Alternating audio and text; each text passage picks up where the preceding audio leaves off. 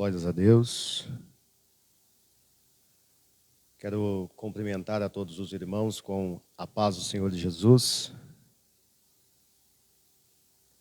Quero trazer a minha mais profunda gratidão a Deus pela oportunidade de, uma vez mais, estar em sua presença.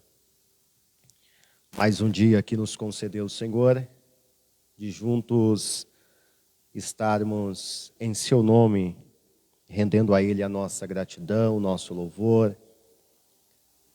Que Deus possa abençoar a todos os irmãos, que nesse momento difícil para muitos, nós podemos dizer que até aqui o Senhor tem nos ajudado. Quero convidar os irmãos a uma palavra da parte do Senhor, no livro dos Salmos, de número 103. Bendito seja o Senhor. Salmos de número 103. Vamos fazer menção dos versos de número 1 ao verso de número 8, sendo bastante objetivo ao texto. Salmo de Davi é um convite ao louvor a Deus em amor à sua graça. Assim está escrito: Bendize, ó minha alma, ao Senhor, e tudo o que há em mim bendiga o teu santo nome. Bendize, ó minha alma, ao Senhor, e não te esqueças de nenhum de seus benefícios. É Ele que perdoa todas as tuas iniquidades e sara todas as tuas enfermidades. Quem redime a tua vida da perdição e te coroas de benignidade e misericórdia. Que enche a tua boca de bens, de sorte que a tua mocidade se renova como a águia. O Senhor faz justiça e juízo a todos os oprimidos. Fez notório os seus caminhos a Moisés e os seus filhos, e os seus feitos, melhor dizendo, aos filhos de Israel. Misericordioso e piedoso é o Senhor, longânimo e grande em benignidade. Meus irmãos, perceba o teor das palavras ministradas por Davi, que possivelmente já estava vasto pela sua experiência com Deus. E Davi agora aborda um tema importantíssimo, como qualquer outro, da Santa Palavra, mencionando sobre a graça de Deus. Sendo bastante direto ao contexto, perceba que Davi, um menino chamado, escolhido por Deus, agora, diante de toda a situação que tinha passado, com os relatos de cuidado, e vindo até mesmo conhecido esse tratamento do próprio Deus, Davi agora faz um convite, uma ação de graças ao Senhor, e nessa ação de graça ele aponta sobre a multiforme graça de Deus. Quando nós analisamos as páginas seletivas e o contexto bíblico, perceba que Deus sempre se manteve fiel ao seu propósito e sempre se manteve diante das situações prometidas ao povo de Israel e a nova aliança mantida pelo próprio Novo Testamento. Quando nós falamos de graça, nós estamos associando a graça de Deus ao perdão divinal exposto pelo Senhor. E quando nós falamos de perdão, nós temos que aqui mencionar o tamanho do amor abordado pelo próprio Deus. E nós podemos agora discorrer sobre vários textos falando sobre amor. E por que não mencionar o texto mais clássico, que seria João 3,16? Porque Deus amou o mundo de tal maneira que deu seu Filho unigênico, o seu Filho único, para que todo aquele que nele crer não pereça, mas tenha a vida eterna. E agora, fazendo um paralelo entre o texto abordado pelo discípulo João com o texto escrito por Davi. Perceba que é um salmo que expressa a ação de graça e um louvor ao Senhor pelos privilégios, pelas bênçãos dadas ao seu povo. Perceba, Deus criou tudo para ser perfeito, tudo para ser bom. Só que quando o homem peca, nós temos as consequências do pecado. E o pecado ele começa a se alastrar como se fosse uma doença que afeta a alma e alastra por todo o corpo. E quando o homem ele toma a decisão juntamente com a mulher, tem os sentimentos promovidos pelo pecado. Está escrito no texto que ao virar da tarde, Deus descia até o jardim e tinha um diálogo com o homem. E o homem, ao ouvir agora, após o pecado, a voz de Deus, esconde-se. E a primeira consequência do pecado é ter medo. E esse medo promove a ausência da presença de Deus, não por vontade do próprio Deus, mas por vontade do próprio homem que se esconde. E com o passar do tempo agora, se afasta da presença, acaba se afastando aos poucos dos propósitos. E perceba que durante todo o Antigo Testamento, nós temos o convite de Deus à graça. Nós temos o convite de Deus à volta ao caminho proposto, ao caminho da promessa, ao caminho da salvação, ao caminho do perdão. E sempre o homem, tomando as suas próprias decisões, acabou se optando por afastar-se de Deus. Quando nós analisamos o livro de Juízes, a gente percebe que o homem com o tempo, ele vai a todo instante afastando-se. E quando é enviado um Salvador, é enviado agora um Cordeiro que tira o pecado do mundo, naquela menção onde estava cumprindo um ritual batismal por João Batista, às margens do Rio Jordão. João, quando finaliza um de seus batismos e levanta os olhos e vê a descida de Cristo, também para ser por ele batizado, João aponta-se o dedo, dizendo: eis aí o Cordeiro que tira o pecado do mundo. E quando João faz essa menção, perceba que Cristo agora começa uma missão simples, mas entregando a sua vida por amor de muitos. E no Salmo de número 103, nós mencionamos Davi agora com o peito aberto e grato, no verso 1 e o subsequente, dizendo: bendize, ó minha alma, ao Senhor, e tudo o que há em mim, bendiga o seu santo nome. A gratidão é uma característica específica da multiforme graça de Deus. Mas por que não abordar agora o que é essa graça? Nós podemos falar que graça é um favor não merecido de Deus. É um favor a nós, que a nós cabíamos a condenação, a nós cabíamos o juízo, a nós cabíamos a perdição eterna. Mas, pela entrega de Cristo à cruz do Calvário, o apóstolo Paulo levanta-se, trazendo uma menção objetiva e direta: aonde abundou o pecado, a graça superabundou.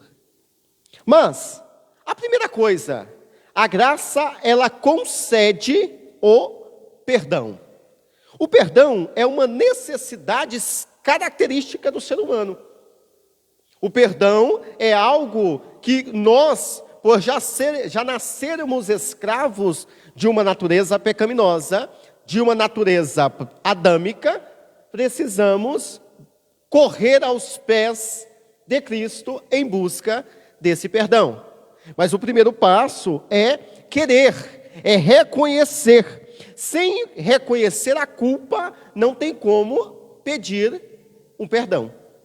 Por isso que Salomão escreve em Provérbios, no capítulo 28, no 13º versículo, que quem esconde os seus pecados não prospera, mas quem confessa e abandona essa prática encontra misericórdia. Agora, também Jeremias, o profeta chorão, escrevendo as suas lamentações, nos traz um contexto bastante direto. As misericórdias de Deus são a causa de não sermos consumidos. Quando Jeremias faz essa abordagem da misericórdia de Deus, Deus já poderia ter destruído, já poderia ter irado, já poderia ter feito algo contra o ser humano, mas a sua misericórdia, a sua graça, o seu amor, que é infinito, impede esta ira.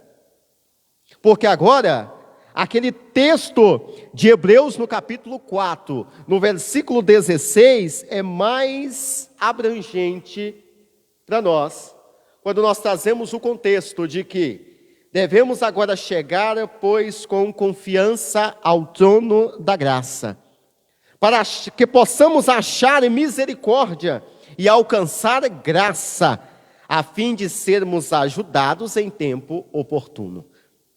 Olha o que o escritor aos Hebreus nos traz. Olha a riqueza de detalhes. Percebemos que no momento da crucificação, um fenômeno ocorre. O véu rasga-se de alto a baixo. Por consequência desse fenômeno, agora não existe mais aquela divisão do lugar santo do Santo dos Santos.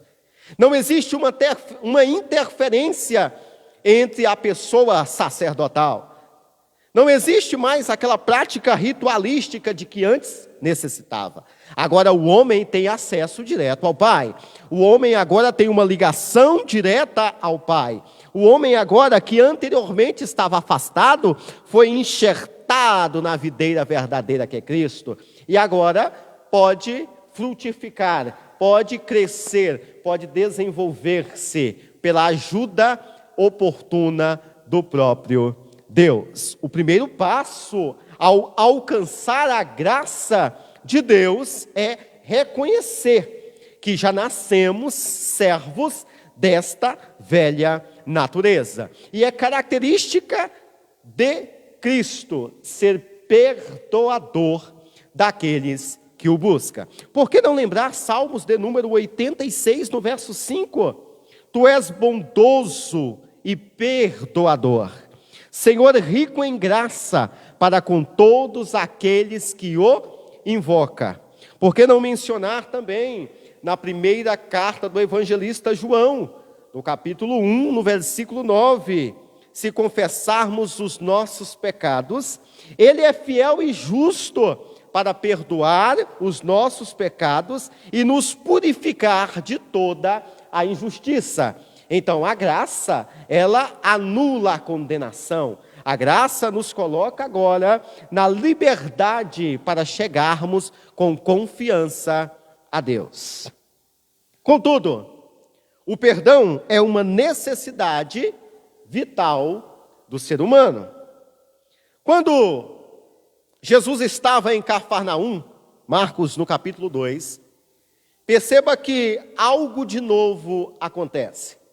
Quando Jesus passava, uma grande multidão o seguia. Não vamos aqui discutir o teor desta multidão, mas percebemos que um grande número de pessoas o seguia. Cristo acaba entrando em uma casa. Está escrito no texto que a casa possuía acesso ao compartimento superior. Trouxeram alguns homens um paralítico sobre uma cama, mas como não conseguiram chegar até Jesus, tiveram uma ideia fundamental. Teremos acesso ao compartimento superior, vamos destelhar aonde Jesus está, e desceremos este homem junto com a cama, bem próximo de Jesus. A primeira coisa que nós temos que entender é a persistência, o primeiro passo que nós temos que dar para alcançarmos esta graça.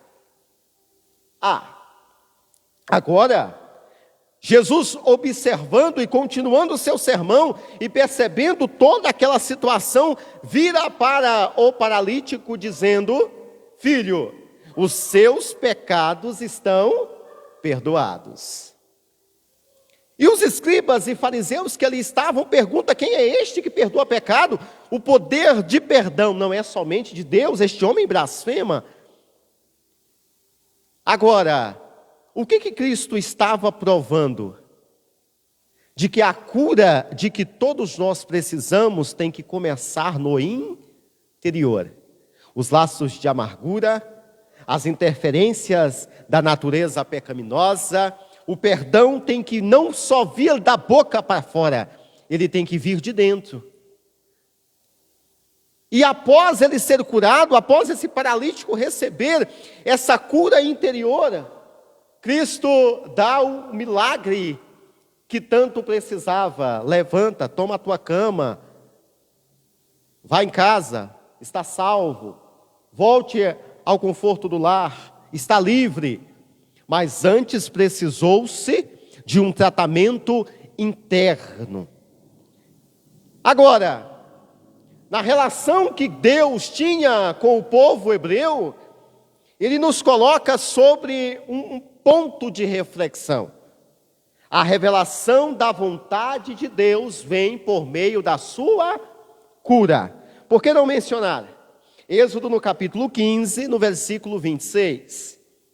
Se vocês derem atenção ao Senhor, o seu Deus, e fizerem o que Ele aprova, se derem ouvido aos seus mandamentos e obedecerem aos seus decretos, não trarei sobre vós nenhuma doença que trouxe aos egípcios, pois eu sou o Senhor que os cura.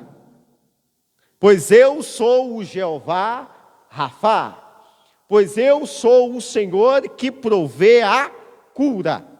Mas para isso, nós temos que estar em observância à palavra, em atenção aos mandamentos. E o filho que observa a palavra, ele aplica a sua vida, gerando um crescimento espiritual, um crescimento exponencial, gerando-se um desenvolvimento como pessoa, porque estamos atentos aos mandamentos, atentos aos decretos. E nos chama a atenção aquilo que Deus provoca entre o povo, quando Isaías, no capítulo 1, ele traz uma mensagem à nação de Israel, dizendo: ei Israel, assim diz o Senhor, o boi conhece o seu possuidor, o jumento conhece o dono da sua manjedoura, mas Israel não me conhece.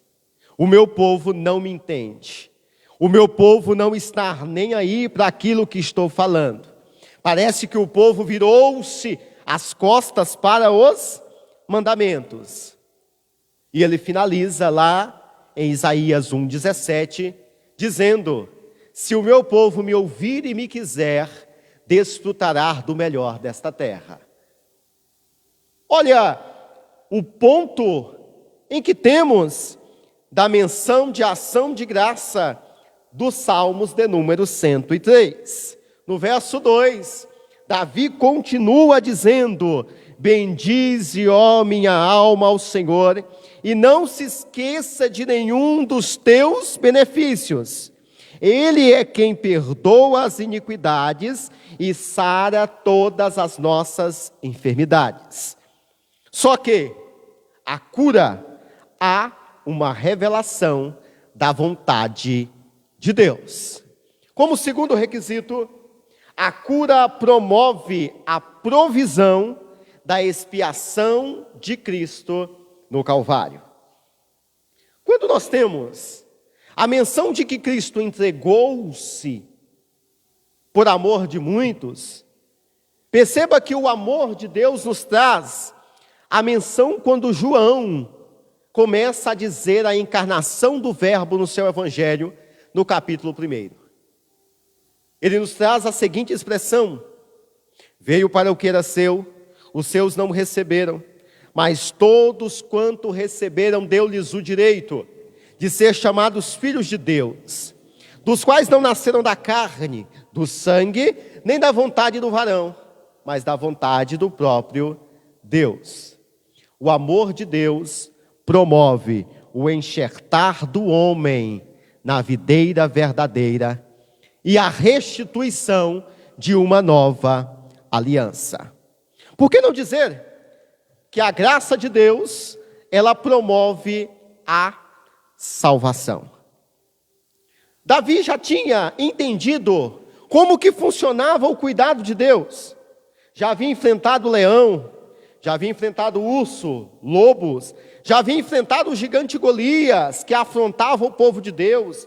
E, por consequência cultural da época, a guerra formava a servidão das pessoas. Quem perdesse a guerra se tornava escravo de quem ganhasse. Então o povo tinha ali como cuidado e como própria percepção de que se eles perdessem para os filisteus, tornaria-se escravos desse povo. Davi já havia enfrentado o gigante, já havia também passado pela fúria do rei Saul, e todas estas saiu ileso pela sua confiança em Deus. Por que não lembrar os Salmos de número 27, no verso 1? O Senhor é a minha luz e a minha salvação. De quem terei medo? O Senhor é a fortaleza da minha vida, a quem temerei? Por que também não falar de Romanos, lá no capítulo 5, no verso 20, onde ele menciona, e eu volto a bater na mesma questão, de que a graça, ela encobre a multidão de pecados, mas nós entendemos que Deus é o nosso ajudador em tempo de crise. Que Deus, ele é o solucionador, o que soluciona a questão em tempo oportuno. Ele é aquele que nos traz o refrigério em momento de dificuldade. Basta corrermos para os seus braços. Continuando, no verso 5 do Salmo 103, quem enche a tua boca de bens, de sorte que a tua mocidade se renova como a águia. Agora nós temos um atributo fundamental da graça de Deus. A graça promove a restauração. Se essa graça promove a restauração, nós temos agora um paralelo do Salmo de número 103, no verso 5, com Isaías no capítulo 40, e versos 29 a 31. Isaías agora falando sobre um novo tempo para Sião, sobre um novo refrigério para Sião, ele escreve a seguinte expressão: porque o Senhor dá força ao cansado e multiplica as forças àquele a quem não tem nenhum vigor. Os jovens se cansarão e se fadigarão, e os moços certamente cairão. Mas os que esperam no Senhor renovam as suas forças, sobem como asas como águia, correm e não se cansam, caminham e não se fadigam. Agora, Isaías, falando sobre um novo tempo proposto para Sião, está comparando o vigor do ser humano que confia no Senhor, que descansa no Senhor, que tem o Senhor como a sua base, o refrigério para a alma e o renovo de suas forças. Percebam, todos nós já ouvimos expressões sobre a águia. Já entendemos como que funciona o seu processo de renovação. Uma águia é símbolo de vigor, é símbolo de força. E quando nós fazemos comparações da vida do ser humano com a vida de uma águia, percebemos que em certo momento a águia, ela precisa de um momento a sós. Ela precisa de um momento onde ela tem que sair de cena. Um momento onde é só ela e Deus. É só ela e o processo de renovação. É só ela e o processo que virá para que quando ela sair desse momento, ela tenha novas forças para continuar batalhando, para continuar vivendo, para continuar voando, para continuar o seu processo vital. O ser humano é da mesma forma. Nem sempre nós estamos com a mesma alegria. Nem sempre nós estamos com aquele mesmo vigor. Às vezes precisamos sair de cena. Por isso que os discípulos, quando questionaram o Senhor, dizendo, ensina-nos a orar, o Senhor Jesus disse, entra para teu quarto, fecha a porta, e em secreto, fale com o Pai. E ele dá um modelo de oração.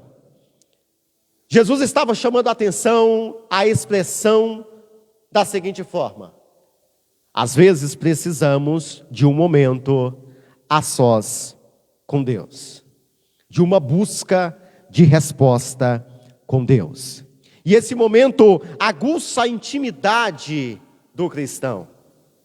A águia, quando ela percebe que os seus sinais do corpo já estão fracos, já estão passados com o tempo, ela sobe até o mais alto cume, onde o predador não tem acesso, onde ela não será oportunada por nada, não será retirada a sua atenção por nada, não terá momento de distração. E ali ela começa a arrancar as suas garras, arrancar as suas penas, bater o seu bico sobre algo sólido até arrancar. E ali ela passará por um momento de renovo, e em determinado tempo as garras voltam a crescer, as penas voltam a crescer, o bico volta a se desenvolver, porque agora ela está apta a voltar à sua atuação e à caminhada. E o que move-nos quando nós estamos sentindo-nos a sós, fraco?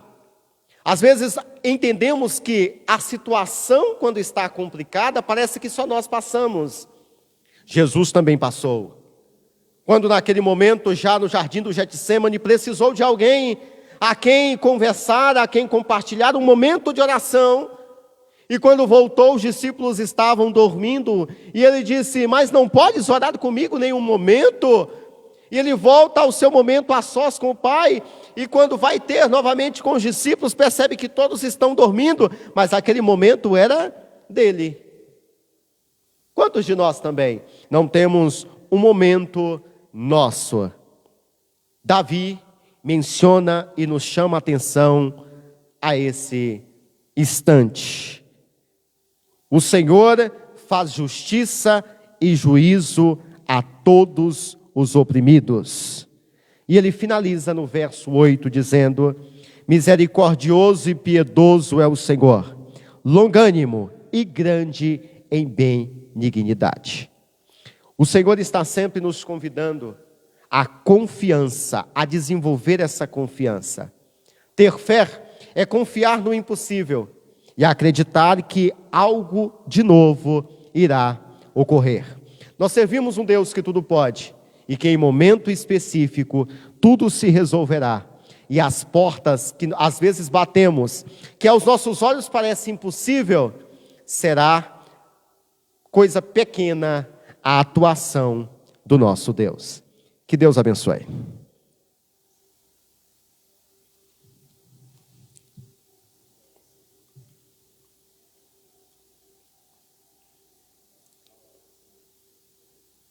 Quero convidar a todos a um momento de oração.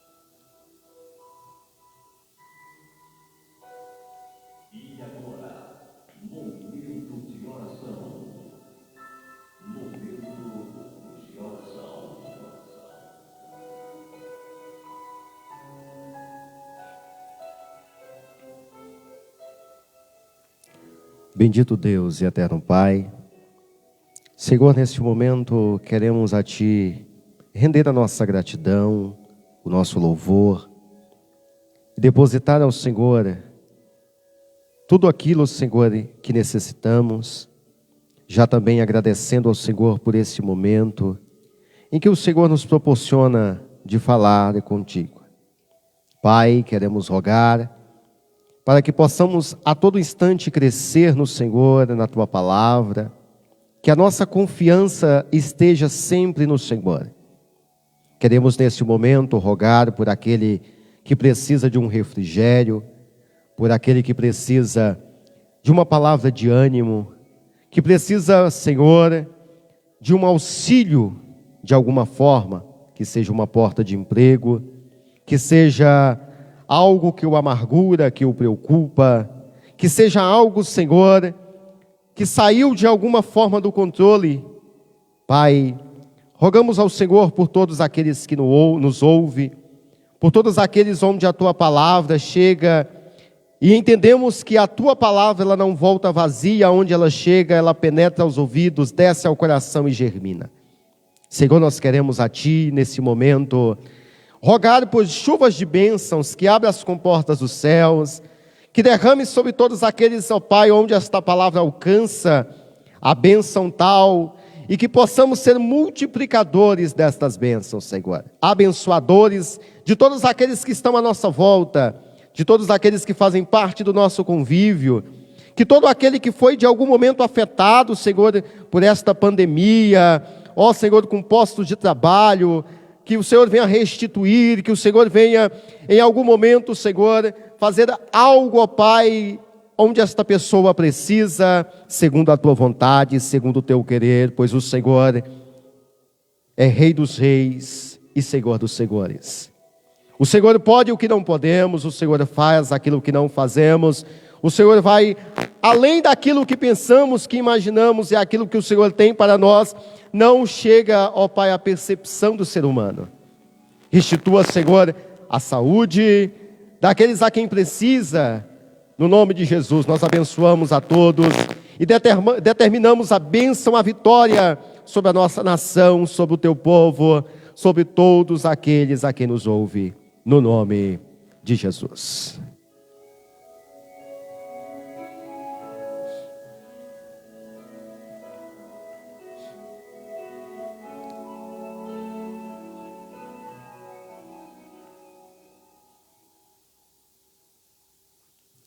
Que Deus em Cristo possa abençoar a todos, em nome de Jesus.